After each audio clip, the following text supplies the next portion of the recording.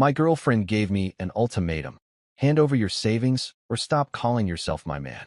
I answered, understood, and ended the relationship on the spot and moved on with my life. My name is Eric. I am 34 years old. I work in project management for a construction firm and live in a mid-sized city in the Pacific Northwest. My days are structured and repetitive by choice. Early mornings, long hours, evenings at home. I save aggressively and avoid unnecessary risk because I grew up watching money problems destroy people. My girlfriend's name is Vanessa. She is 31. We had been together just over 2 years and did not live together, though she spent most weekends at my place. We did not share accounts. No joint purchases. No kids. Clean separation on paper, even if the relationship felt emotionally tangled. When we first met, Vanessa was confident and sharp. She spoke quickly, knew what she wanted, and liked to test people. I mistook that for strength. Over time, it became something else. She liked control, but never directly. It always came dressed as standards, expectations, or what a real man would do. Money was always a quiet undercurrent. She made decent money, but spent like it was temporary. I made more and saved most of it. She noticed. She joked about it at first. Called me boring. Said I lived like a divorced dad. I laughed it off because it felt harmless then. 6 months ago, the jokes stopped being jokes. She started talking about shared futures in a very specific way. Upgrades, better places, trips, investments she had ideas about. Anytime I asked how she planned to contribute, she'd say couples don't nickel and dime each other. Anytime I said I wasn't comfortable funding everything, she'd say I was afraid of commitment. Last week it finally came to a head. We were sitting in my kitchen after dinner. She was irritated about something unrelated and scrolling on her phone. Out of nowhere, she said she was tired of feeling like she was dating a man who didn't fully claim her. I asked what that meant. She looked at me and said if I wanted to call myself her man, I needed to hand over my savings so we could build something together. Otherwise, I should stop pretending I was serious. It wasn't framed as a discussion. It was an ultimatum. I didn't raise my voice. I didn't argue. I didn't explain. I said understood. And that's where everything changed. I stood up and started clearing the table. Vanessa was still sitting there, arms crossed, watching me like she expected the silence to make me cave. She asked if I was seriously just going to ignore what she said. I told her I heard her perfectly. Then I told her the relationship was over. She laughed at first. Not amused laughter. Dismissive laughter. The kind she used whenever she thought I was bluffing.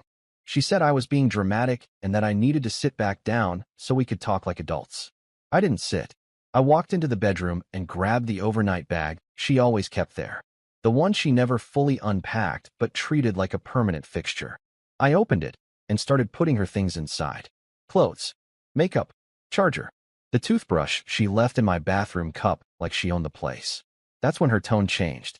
She followed me down the hall asking what I thought I was doing. I told her calmly that she gave me a choice and I answered. I wasn't handing over my savings and I wasn't pretending to be anything for her. So she needed to leave.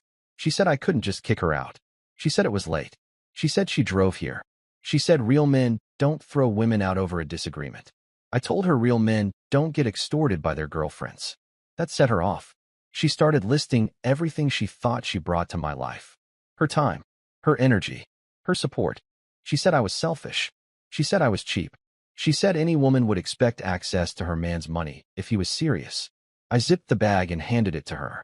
I opened the front door and stood there quietly, holding it open. I didn't yell. I didn't insult her. I didn't argue point by point. I just waited. The lack of reaction enraged her more than anything else. She accused me of being cold. She accused me of wasting her time. She said I would regret this and come crawling back once I realized how hard it was to find someone like her. I told her to take care of herself. She stood there for a long moment like she expected me to stop her. When I didn't, she grabbed the bag out of my hand and stormed out, muttering under her breath. I closed the door, locked it, and leaned against it for a second. My phone buzzed immediately. A text from her that said you're making a huge mistake. I didn't reply. Instead, I went back to the kitchen to finish cleaning up dinner like nothing had happened. That was the night my life got a lot quieter. I woke up the next morning to 32 notifications. Missed calls, voicemails, texts that bounced between rage and panic so fast, it almost felt scripted. The first few accused me of overreacting. The next few accused me of being abusive. By the end of the thread, she was bargaining, asking if we could just talk like adults and reset. I didn't respond to any of them. Instead, I did something boring. I went to work. That probably sounds trivial, but it mattered. Vanessa thrived on emotional urgency. Crises. Big moments. Me clocking in like it was any other Tuesday robbed the situation of oxygen. Around noon, I checked my phone once. She had switched tactics. Now she was texting about how she felt used. How she had invested 2 years of her life in me. How she couldn't believe I threw her out instead of trying to compromise. That word again. Compromise. What she meant by compromise was me giving in after enough pressure. I replied once, and only once. I told her the relationship was over and not to contact me again. She responded immediately. Paragraphs. Accusations. She said I proved I was never a real man. She said real men provide. She said money is just money, and I was choosing numbers over love. She ended with, if you don't unblock me right now, don't ever expect to hear from me again. I blocked her. That afternoon, my sister texted me asking what happened. Vanessa had already called her crying, telling her I kicked her out and abandoned her over a misunderstanding. I told my sister the truth in 3 sentences. Ultimatum. Savings. Relationship ended. My sister replied with 1 word. Good. When I got home that evening, the apartment felt different. Not empty. Just neutral. Like it finally belonged to me again. No tension hanging in the air. No commentary. No subtle digs disguised as jokes. I cooked dinner. Ate quietly. Cleaned up. Later, while taking out the trash, I noticed something small but telling. Vanessa had left one of her earrings on the counter. Something she definitely would have noticed if she hadn't been so confident I'd chase her. I threw it away. That night she tried again through email. New account. Same message. She said she didn't mean the ultimatum literally. She said I misunderstood. She said couples test each other sometimes to see how committed they are. That was when it fully clicked. She wasn't angry that I said no. She was angry that her leverage didn't work. And once I understood that, there was nothing left to debate. 2 days passed before Vanessa showed up again. This time she didn't text first. She didn't call. She just appeared outside my building right as I was getting home from work, standing by the entrance like she still had a claim to the place. Same coat. Same posture. Arms folded tight. Jaw set. Already rehearsing whatever speech she planned to deliver. She said we needed to talk. I told her we didn't. That set her off immediately. She said I couldn't just end things like that. She said adults don't throw away relationships over 1 bad conversation. She said I owed her a discussion because she had invested time in me. I told her time spent doesn't turn extortion into commitment. She snapped back that I was twisting her words again. That she never wanted my savings for herself. She said she wanted security. She wanted proof I was serious. She wanted to know she wasn't wasting her prime years on a man who would never fully step up. I asked her why stepping up only ever involved my money. She ignored the question and switched tactics. She said I embarrassed her. She said kicking her out made me look unstable. She said she told her friends what I did, and they were shocked. She emphasized that word like it was supposed to shame me. I told her I didn't care what her friends thought. That seemed to surprise her. She accused me of changing. Said I'd become cold and transactional. Said the man she fell for would never choose money over love. I told her the man she fell for would never tolerate being threatened. People started walking past us. She lowered her voice, but got sharper. She said if I didn't fix this now, I would regret it. She said women talk. She said my reputation would take a hit. She said no woman would feel safe with a man who throws his girlfriend out. I told her she was free to leave whenever she wanted, and she was free to tell whatever story helped her sleep at night. She stood there staring at me, clearly waiting for something. An apology. A crack. Any sign that the pressure was working. When it didn't come, she scoffed and said fine. She said I'd come crawling back once I realized how hard dating was in your 30s. I told her not to come back again. She laughed like I was bluffing and walked away. I went upstairs, locked my door, and added her name to the building's do not admit list. That was the moment I stopped thinking of this as a breakup. It was an extraction. Vanessa didn't come back in person after that, but she didn't disappear either. She went digital. By the next morning, mutual friends started reaching out with carefully worded messages. Just checking in. Hope you're okay. Vanessa's really hurt. Each one followed the same arc: concern first. Pressure second. They all wanted to know if I was really sure I wanted to end things over money. I corrected them calmly. I told them it wasn't about money. It was about an ultimatum. I told them anyone who threatens a relationship to gain access to someone else's savings is not asking for partnership. They're asking for control. Some people backed off immediately. A few went quiet. One friend admitted Vanessa had been complaining for months that I was holding out on her financially and that she deserved more. That confirmed everything. Vanessa tried another angle that afternoon. She emailed me a long message titled Clarity. In it, she reframed the ultimatum as a test. She said she needed to know I'd choose us over fear. She said strong couples share everything. She said my reaction proved I wasn't emotionally mature enough for a real future. She ended it by saying she was willing to forgive me if I apologized and showed I was serious by opening up financially. I laughed out loud reading that. Not because it was funny, because it was revealing. She genuinely believed she still had leverage. I didn't reply. I forwarded the email to a folder labeled Done and blocked the address. That evening I did something I'd been putting off for months. I logged into my bank accounts and updated beneficiaries. I reviewed my savings plan. I scheduled a meeting with a financial advisor I'd been meaning to call anyway. Not because of her, but because I could finally make decisions without someone hovering over them. Later that night, I got a call from an unknown number. I didn't answer. The voicemail was Vanessa, crying now. No anger. No threats. Just disbelief. She said she never thought I'd actually walk away. She said she thought I'd push back a little and then give in like always. That last sentence stuck with me. Like always. I blocked the number. That was the moment I understood something important. The ultimatum wasn't a mistake. It was a strategy that finally failed. And once it failed, there was nothing left for the relationship to stand on. A week went by before Vanessa tried one last escalation. She showed up at my work. Not inside. In the parking lot right after my shift ended. I saw her leaning against her car like this was some dramatic movie moment and not a real workplace with cameras and policies. She smiled when she saw me, like we were about to have a reconciliation scene. I kept walking. She called my name louder this time and followed me a few steps, saying we needed closure. That word again. Closure. The word people use when they want one more chance to regain control of the narrative. I turned and told her calmly that this was inappropriate and she needed to leave. I said if she came back again, I would involve security. Her smile vanished instantly. She said I was heartless. She said she couldn't believe I was choosing money over her. She said any woman would expect her man to prove commitment. She said I was selfish and afraid to invest in a future. I told her the future doesn't start with threats. That was when she crossed the line. She said if I didn't talk to her, she would tell people I financially abused her. She said she'd say I led her on, promised things, and then pulled the rug out. She said people would believe her. I didn't raise my voice. I told her to do whatever she needed to do and walked away. That was the last time I saw her in person. That night, I emailed HR just in case and documented the encounter. I also sent a brief message to a lawyer friend asking what my options were if harassment continued. Not because I wanted to escalate, but because I wanted the situation contained. The next day, Vanessa posted vague statements online about betrayal and manipulation. Comments poured in. Some sympathetic, some skeptical. A few people asked questions she didn't answer. I didn't respond. I noticed something interesting during this phase.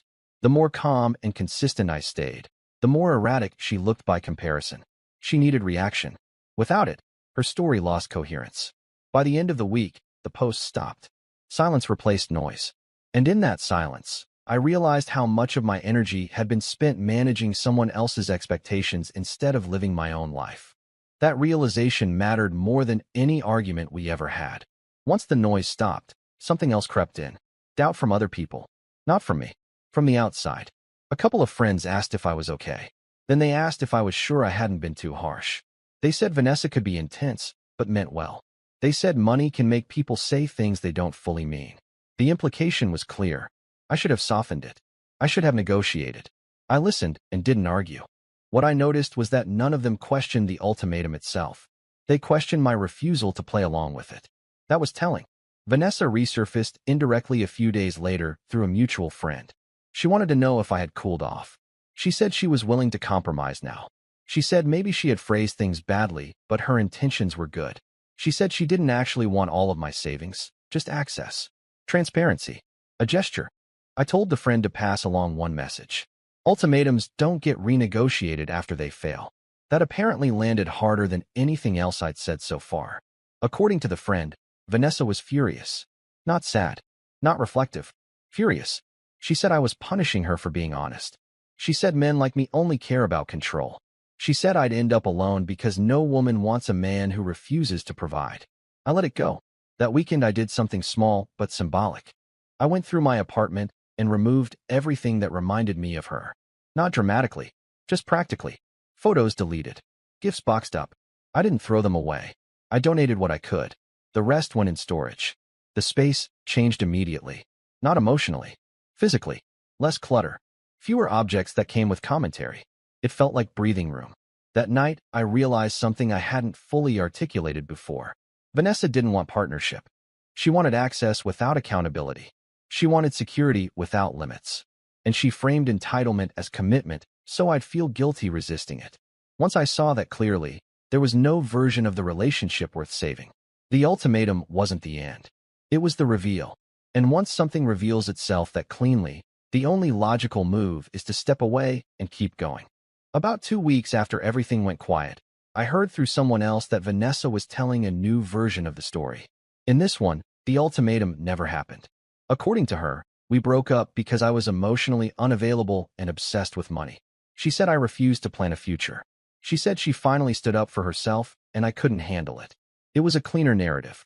One where she was strong and wronged instead of reckless. I didn't correct it. People who mattered already knew me well enough to see the gaps. People who didn't were never going to hear the truth anyway. I stopped treating reputation like something I had to manage. What had surprised me was how fast she tried to replace the relationship. A mutual friend mentioned she was suddenly dating again. Very publicly. Posts about standards. About knowing her worth. About not settling for men who are afraid to invest. The captions were pointed enough that no one missed the target. I scrolled past them without reacting. Instead, I noticed how calm my days had become. No more financial arguments disguised as philosophical debates. No more hints. No more pressure to prove myself through spending. I paid my bills, invested as planned, and slept without that constant low-level tension I'd normalized for years.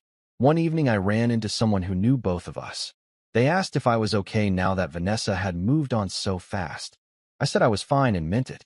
Moving on quickly is usually a sign of avoiding reflection, not healing. That night, I went back through old messages for the first time in a while. Not to relive them, but to understand the pattern. The jokes about my savings. The digs about being cheap.